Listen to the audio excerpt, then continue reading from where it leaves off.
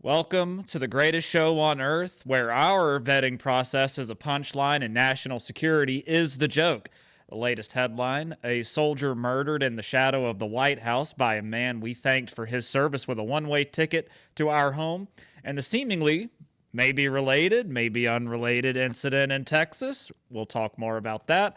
We'll also cover some Second Amendment news and then round things out with our favorite topic, foreign policy nonsense. I'm Lethal Citizen, and let's get into it.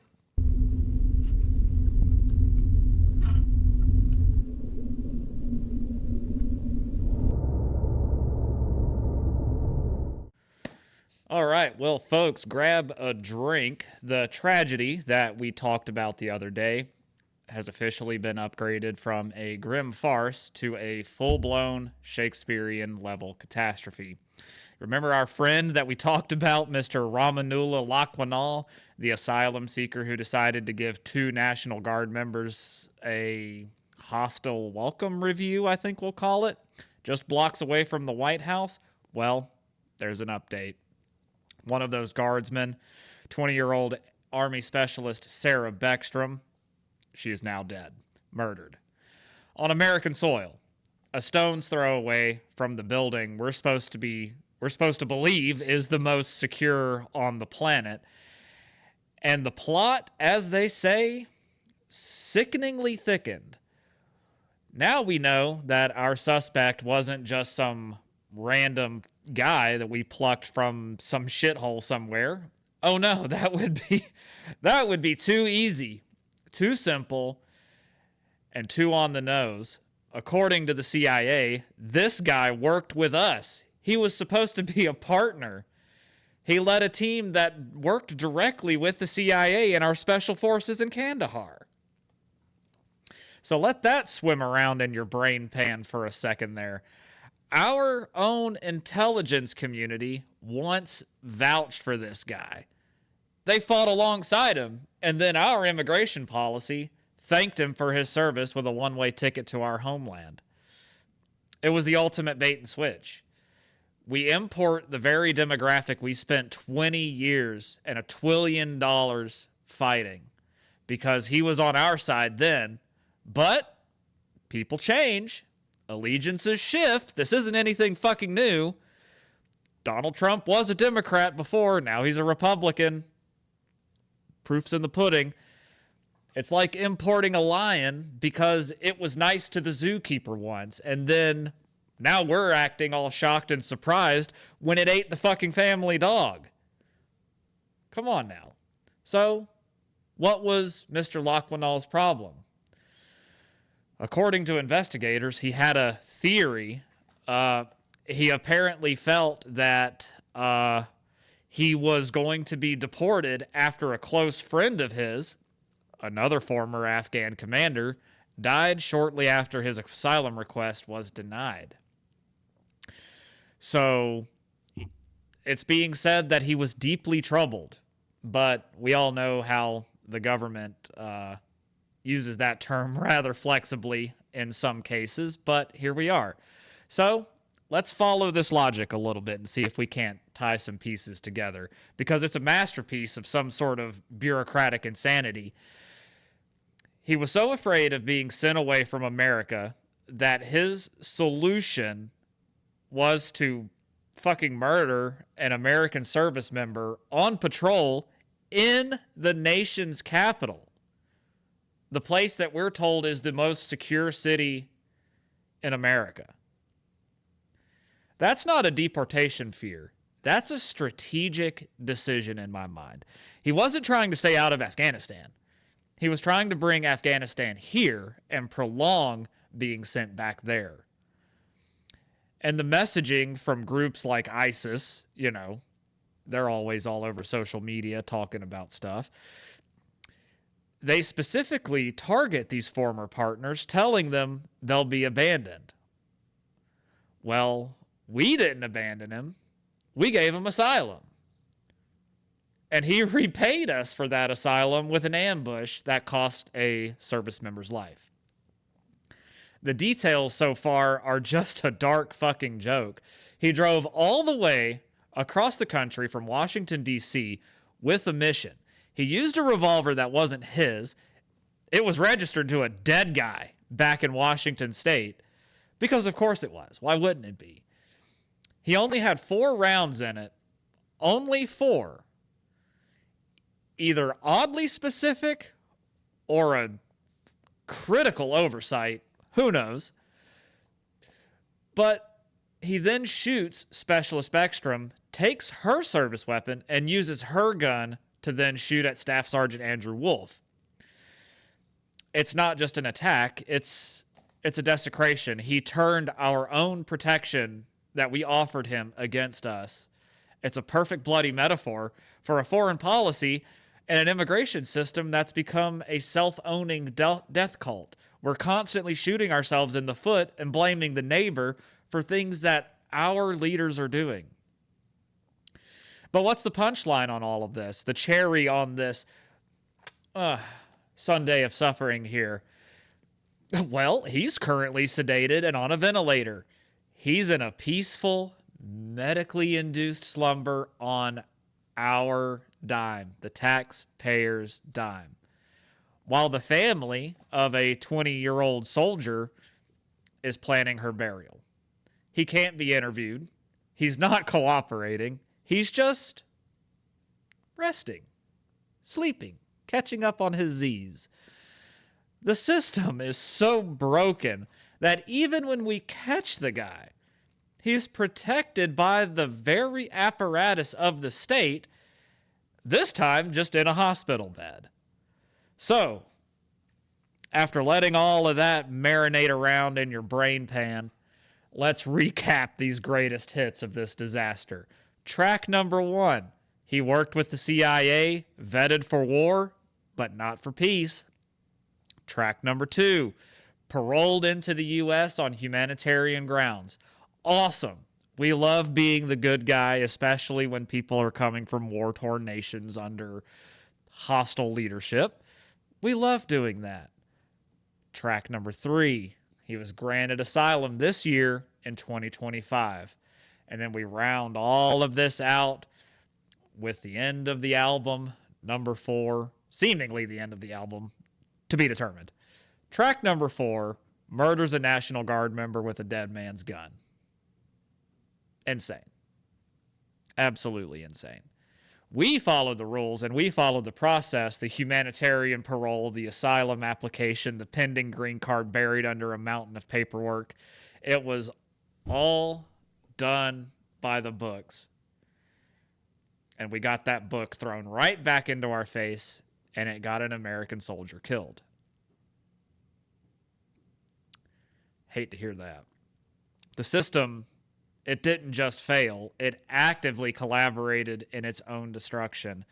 And we are so committed to being the world's social worker and therapist and police that we're almost willing to make ourselves the graveyard. We welcomed him as an ally because of the support he gave us back then, but he paid his thanks for that welcome with an ambush. The only question I can think of now at this point is, who's next on the guest list? And just when the juicy details couldn't get even juicier, this happens. Because sometimes, the universe doesn't just send you a sign.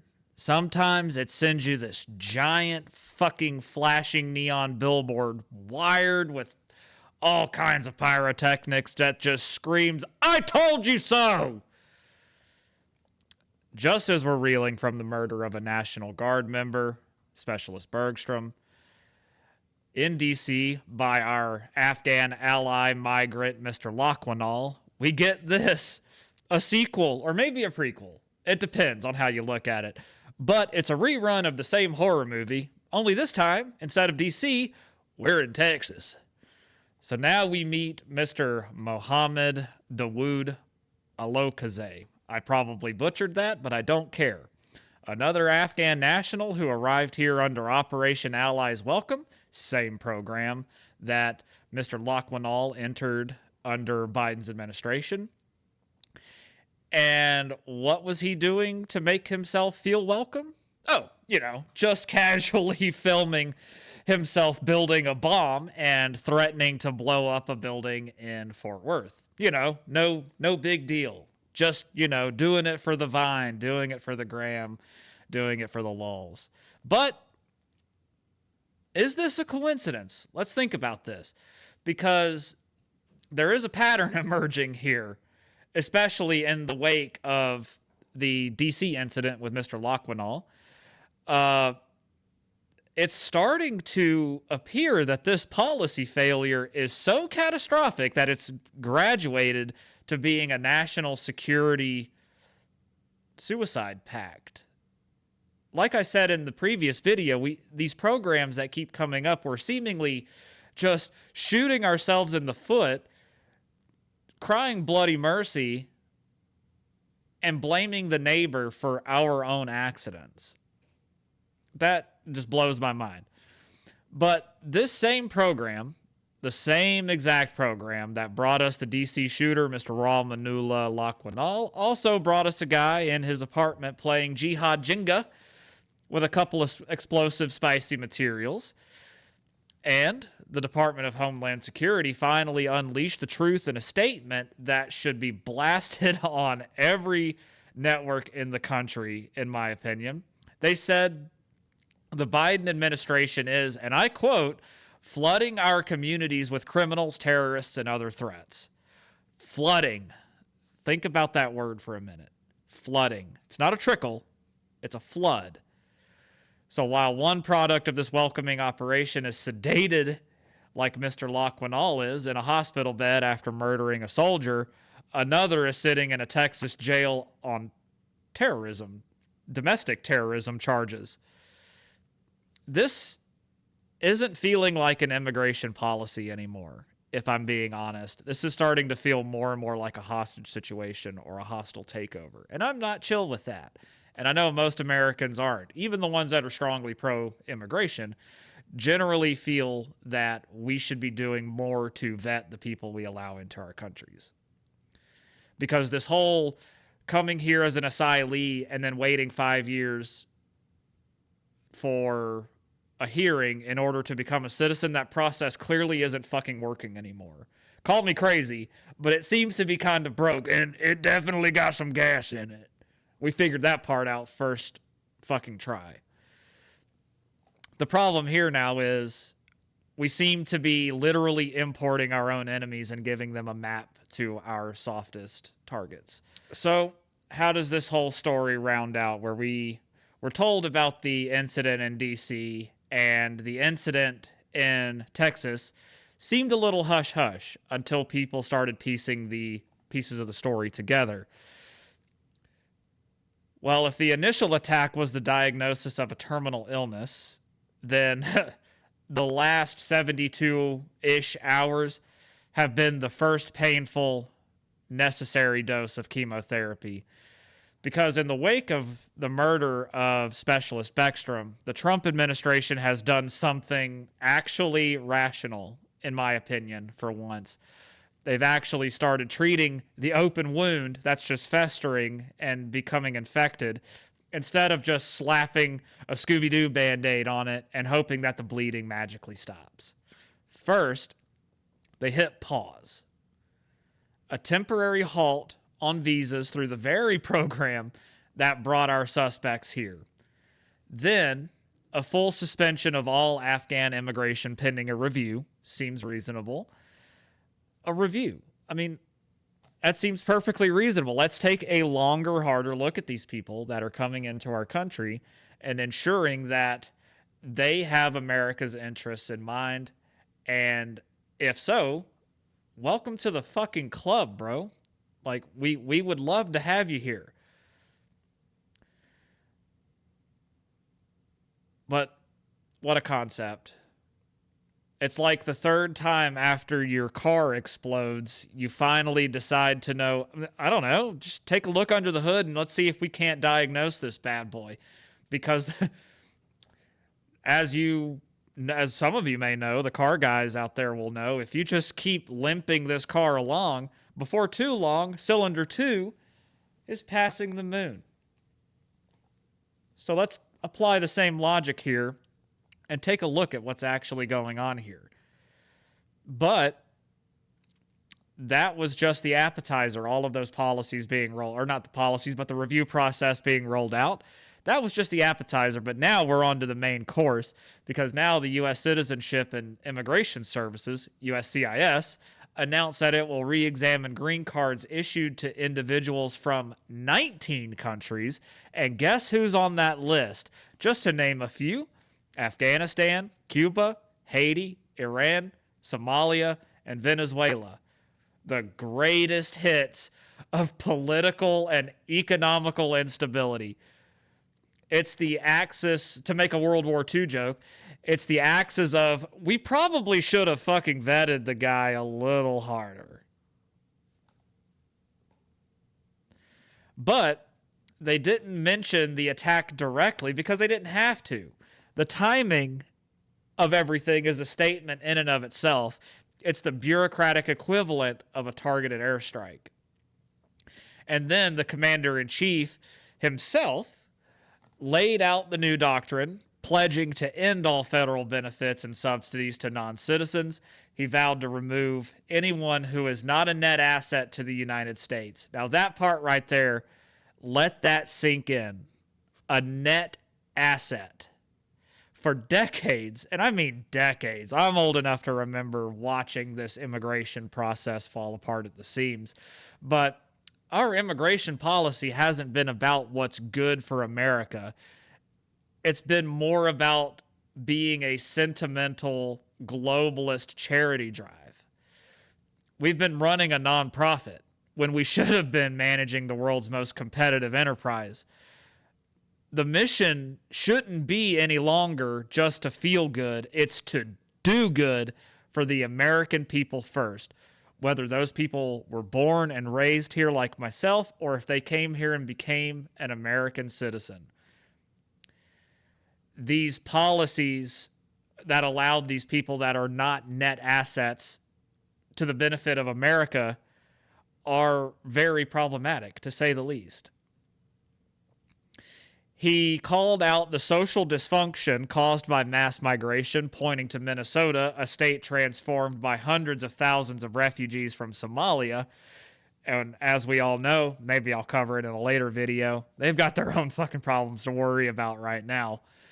He didn't use any euphemisms. He didn't talk about these vibrant communities full of culture. He called it what it is. And he pledged to permanently pause migration from all third world countries. And now, cue the unpredictable, pearl-clutching symphony from the usual suspects. Sorry. Sorry, not sorry. If we're going to be letting people in, especially from nations where there have been conflicts, we need to be taking a look at these people under a microscope. And we need to be setting that lens to full zoom. We need to be going through every Facebook post, every Instagram reel, every email, every text message that these people send in order to ensure that they're not going to be a security risk to our nation. But on the other hand, the UN is urging us, well, to the UN, is that right? Is that right? You're urging us? The same United Nations that finds and hosts dictators and human rights abusers while passing resolutions against us, they can urge this. They can have that. It's free. I got another one. 2 for the price of 1. And then, along the same vein, we have the former president of the American Immigration Lawyers Association, the AILA, a man named Jeremy McKinney, who called this a scapegoating of migrants. He said, and I quote, "These types of issues, they don't know skin color. They don't know nationality." Normally, I would agree. But when you're starting to identify a certain trend and recognize patterns, that's when we have to stop and take a long, hard look at our process and how flawed it is. And we have to acknowledge that it's flawed. Because I believe that to some degree, our door should be open for anyone to come into our nation and join the American way of life and pursue the American dream. However, we cannot open those doors carte blanche. It doesn't work that way, unfortunately, because there are systems that are being abused, like the H-1B visa process that is specifically designed to allow skilled labor into our country, but instead we have people that are coming in and just working at convenience stores or working for their uncle or cousin's LLC under the guise of skilled labor. And that process, unfortunately, has been abused more times than I even care to count. But this all paints this beautiful, dystopian, and lethal, fantastical picture of everything. Because Trump is right in saying that radicalization and mental illness are universal. But what isn't universal is the policy of a sovereign nation. We are not the world's therapist, and we can no longer continue to be. We are not the globe's inpatient facility. Our first duty should be to our own citizens. To suggest that we should ignore the specific, documented, repeated origins of threats because anyone can be bad is like saying you should leave your front door unlocked because a burglar could also come through the window. It's a dereliction of our basic duty to security. And let's just also circle back to this absolute jaw-dropping irony of this specific case with Mr. Lakanwal. He was a member of the Zero Unit, an elite Afghan force that worked with the CIA. And not only did they work with the CIA, they were trained by the CIA. He was vetted twice. Once for the war and once for the entry, and yet somehow he still slipped through. The system, like I said, is so inherently flawed, so leaky like a sieve, that even the people we think that we could trust are a potential fifth column. The very qualifications that got him in the door were the same ones that made him a catastrophic risk. So the pause, the review, and the re-examination isn't scapegoating, in my opinion. We're triaging a wound. This is a nation that has been voluntarily bleeding out for years. And now we're finally deciding to apply a tourniquet. It's not pretty and it's not polite, but you know what's even uglier? The alternative. And she's in the process of being buried because her name was Sarah Beckstrom. All right. And that brings us to Second Amendment news update, the part that I know most of y'all have been waiting for. Sorry to get the boring part out of the way with all the news, but let's settle in. Big news, Department of Justice. We were just talking about them the other day. You remember them, right? Of course. They're usually the folks that are, only remembering the Second Amendment whenever they're weighing out whichever amendment they want to erase first. Well, this time they've actually had an epiphany, a come to Jesus moment, if you will. And by Jesus, of course, I mean a 9mm Glock. That's right. The DOJ is opening a brand new section, the Second Amendment rights section. I know. It sounds too good to be true. It sounds like a joke, but to me, it kind of sounds like the TSA opening up a convenient travel section so that you can get through the airport faster. Or, here's another example, the IRS starting a division that says, we'll probably just let that one slide. And anyone who's owned a business or an LLC knows that shit ain't fucking happening. But check the calendar. Make sure it's not April 1st because this all feels a little weird. But this new unit is dedicated to investigating local laws that would violate your right to keep and bear arms. Finally, the government is creating a bureaucracy to protect us from government bureaucracy. Crazy, right? It's so beautifully American. We do this so good. We're fighting red tape with more red tape, except this time the red tape holding a musket, hopefully, allegedly. Now, this is all going to be part of the Civil Rights Division, the part for the last 60 odd years has been very, very busy protecting all sorts of constitutional rights, like the 1st, the 4th, the 14th. They've had a whole galaxy of rights to protect. But unfortunately, they've treated the Second Amendment like the weird uncle at the family reunion. They knew he was in the Constitution. They just hoped he'd stay in the basement and not embarrass anyone by telling off-color jokes. But now, Uncle Sam kicked the door in and he's coming upstairs and he's cleaning the Cosmoline off of his rifle and said, "All right, who's been messing with my stuff?" It's a direct result of a Trump executive order, which he's always been kind of waffly on the Second Amendment. But of course, that means the usual suspects are having meltdowns. You can hear the champagne corks in reverse in Martha's Vineyard because everyone's having a freak out moment. They're horrified. A government unit to protect our gun rights, that's not what the Civil Rights Division is for. No! Oh, really? So the right to protest is a civil right, but the right to protest while the other guy isn't sure if you're carrying? Well, that's just barbarism. That's barbaric. But this new section is apparently already getting to work. They're suing the LA County Sheriff's Department. Why? For creating a concealed carry permit process that moves with the speed and efficiency of a DMV run by sloths on Wolf of Wall Street level Quaaludes. They've made a permit, or getting a permit, so difficult that it's easier just to get a PhD in astrophysics. And let's be honest, in a self-defense situation, whipping out your dissertation on quantum mechanics is, somewhat unsurprisingly, less effective than, well, you know, the alternative. They're also taking on Illinois' assault weapons ban, you know the one, the Protect Illinois Communities Act, because nothing says we've protected our community like Chicago's weekend homicide report. They banned the scary assault-looking rifles, and the criminals, being the law-abiding scholars that they are, immediately turned in their illegally obtained handguns and took up knitting. It's been a resounding success. But here's where it gets oddly and really darkly funny.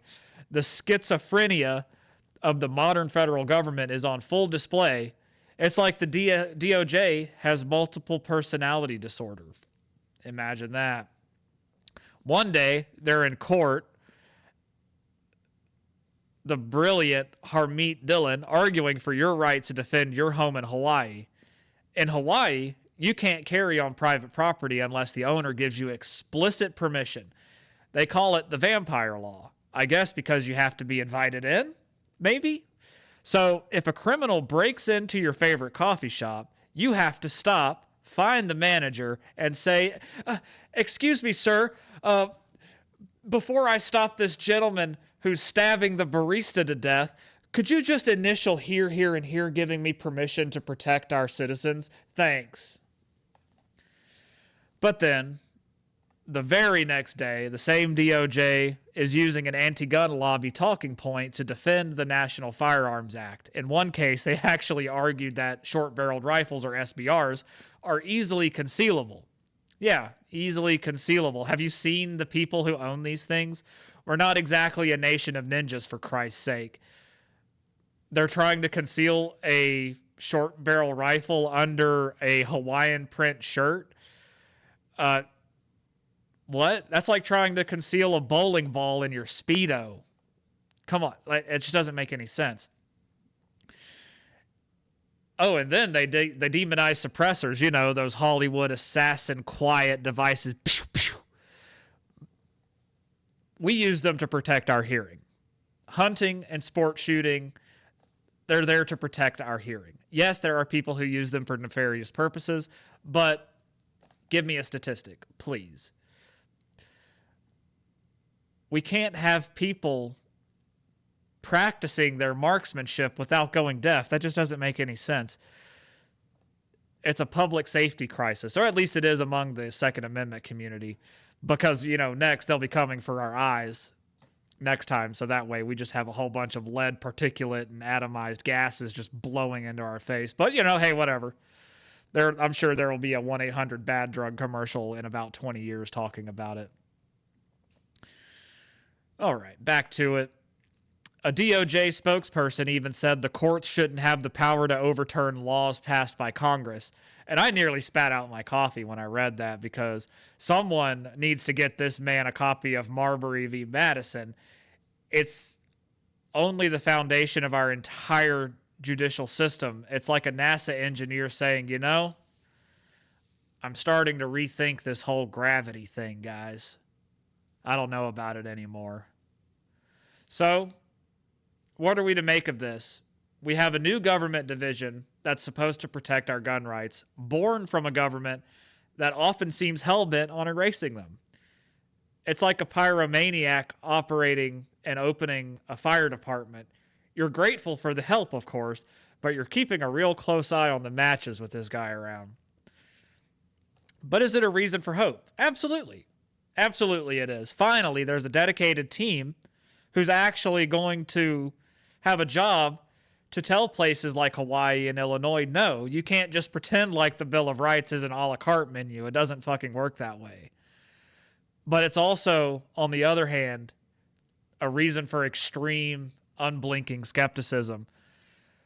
Or is it? You're damn right it is, actually. Trust, but verify. We hear that all the time. And by verify, I mean keep your powder dry and your lawyer on speed dial. Just saying. Because in the end, the Second Amendment isn't just about a government section or a bureaucratic department. No. It's the one right that ensures all others aren't just suggestions, because if the Second Amendment falls, the others are sure to fall right behind it. And the best protection for that will always be a wary, armed, and frankly amused citizenry that never forgets who they're dealing with. All right, so let's finish out the Second Amendment news update with something a little sad but funny. So let's start by imagining the most British man possible. Not a James Bond type, not dark and swarthy. No. I'm talking about a man whose idea of extreme sports is forgetting to mute himself in a Zoom call. A man whose name is a 3-part legal contract, John Richelieu Booth.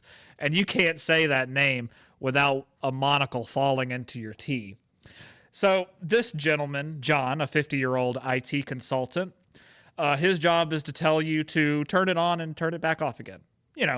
Well-meaning guy. By all accounts, a pillar of mild-mannered society. And then he went to Florida. Now, going to Florida, being in Georgia, Florida's neighbor to the north, is in and of itself a cry for help. We all know Florida Man. We all know a guy like Florida Man. And we all know that Florida is the Thunderdome of North America. Shit gets wild there. But John did what any reasonable tourist does in the Sunshine State. He posed for a photo with a gun. Probably at one of those places where for $20 and a signature on a waiver, you could fire a bazooka at a washing machine or whatever. So he takes this photo, this perfectly classic American souvenir, and right next to the I Love Florida shot glasses and the existential dread. And he thinks to myself, where should I post this to show my professional network that I am a person and I have layers and I am more than just plugging things back in after unplugging them? Well, unfortunately for him, he lands on LinkedIn. Yes, LinkedIn, not Facebook, not Instagram, not X, Twitter, LinkedIn. The digital equivalent of a beige office park. And we all know what the inside of those cube farms look like under those oppressive fluorescent lights. They are a nightmare. They are the place where people post, or LinkedIn is rather, the place where people post inspirational quotes about synergy and then subtly knife someone in the back in the comments section over market share projections. We all know how it works. But he posted this picture of himself holding a firearm next to a post about disruptive innovation and cloud-based solutions, which is probably his next post. But the problem here is West Yorkshire police saw it. Now, in their defense, what are they supposed to think? A man named after a French cardinal and a boat is holding what appears to be an instrument of lethal force. The immediate assumption clearly was not holiday fun. It was, dear God, the IT department has finally snapped. He's not asking for a ticket number. He's taking numbers.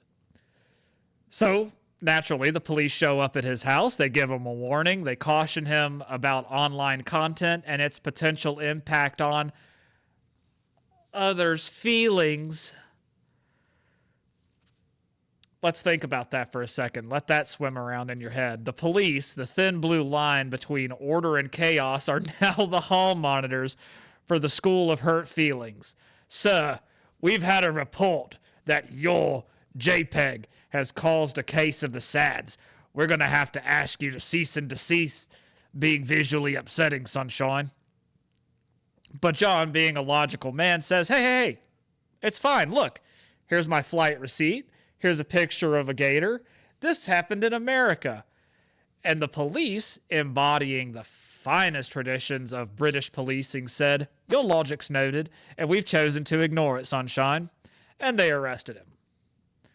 They arrested a man for a photograph taken on a completely different continent. What's next? Arresting a fisherman for a photo with a marlin? Sir, that fish is clearly distressed and we're charging you with piscatorial harassment, sir. I can't believe that sentence just came out of my head. This, circling back, began a 13-week ordeal. They took his electronics. They arrested him again for, well, they weren't sure that time, but it sounded pretty serious. They came to his house after 10 p.m., the official time for all serious, non-imaginary crimes. He couldn't work because the state had confiscated his tools for the crime. What, having a bad profile picture? Because he posted it on LinkedIn? Okay. Crazy. The charges were a rotating cast of absurd firearms possessions, this and that. But ultimately, what it all boils down to is that he was arrested because of a pixel. Firearm possession of a pixel. Stalking a property in a photograph. It's like charging someone with grand theft for playing Grand Theft Auto.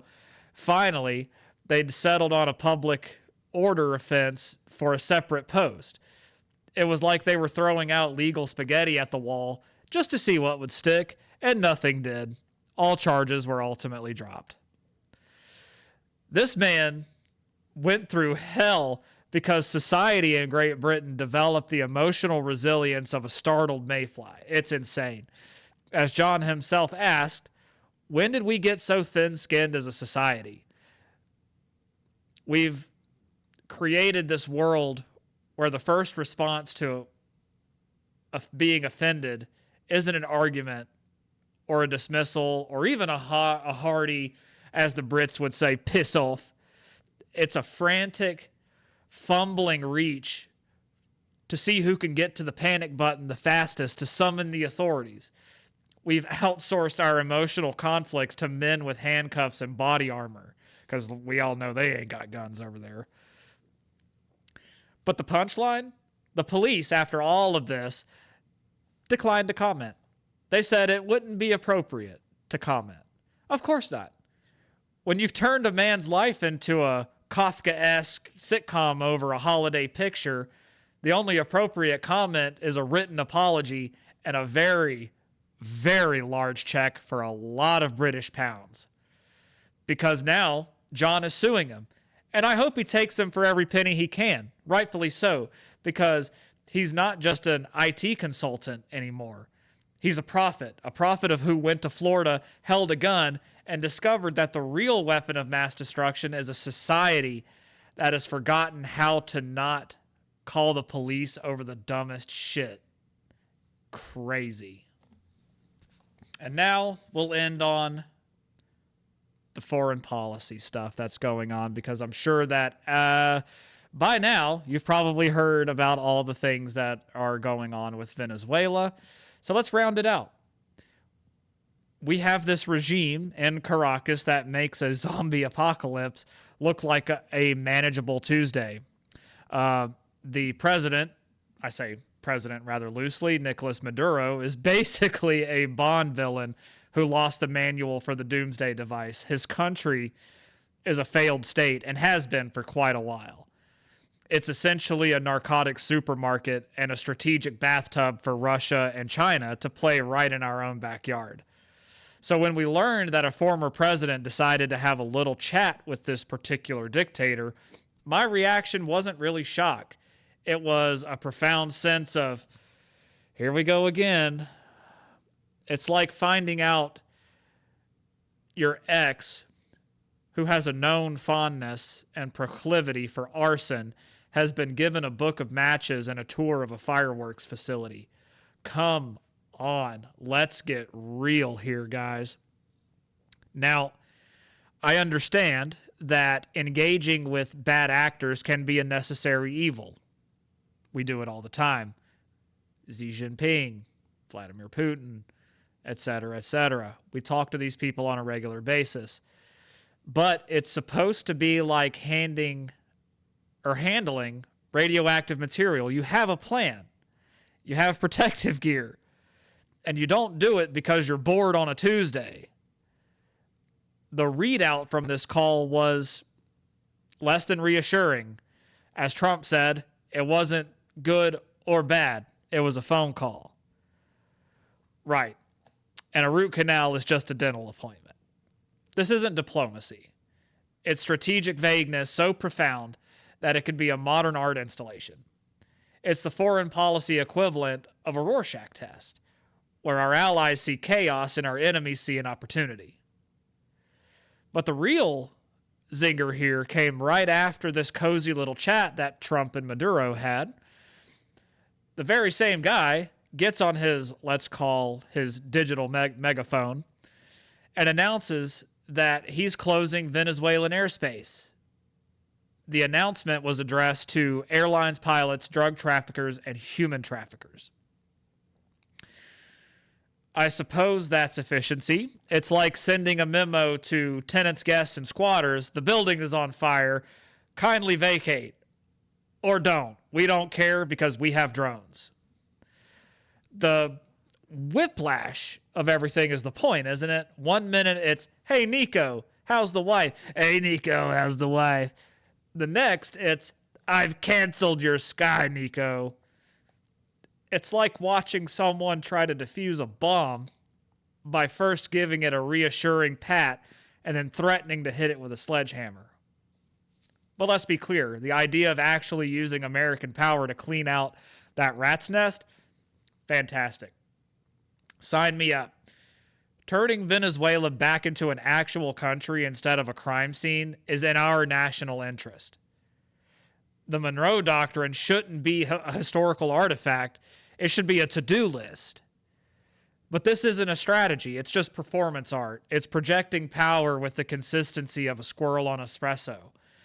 A serious foreign policy doesn't oscillate between cryptic phone calls and threats that sound like they were drafted by a particularly aggressive video game AI. Strength is good. Resolve is essential. But this just simply isn't enough. And it's not strength. This is chaos with a theme song. And in the grand game of global chess, we can't afford to have a player who confuses the knights for rooks and periodically tries to eat the pieces.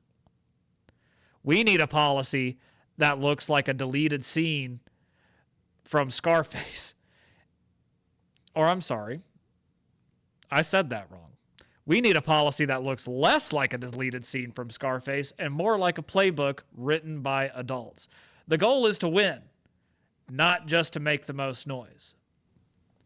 And that was the Sunday Roundup. I tried to round everything out as nice and neat as possible and pack it into this video. As always, I am Lethal Citizen. Thank you so much for watching, and y'all stay lethal.